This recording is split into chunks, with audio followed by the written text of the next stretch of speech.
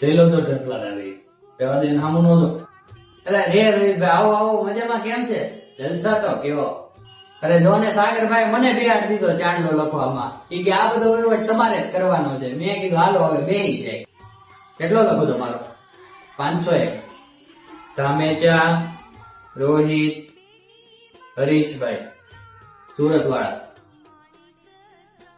હા રોકાવાના છો ને? હા આવું આવું હમણાં આવું.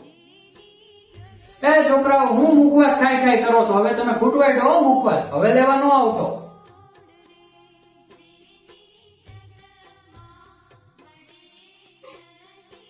લે આવો આવો વિજયભાઈ. હું કે મજામાં? કેટલો લખું ચાંદલો? 1100.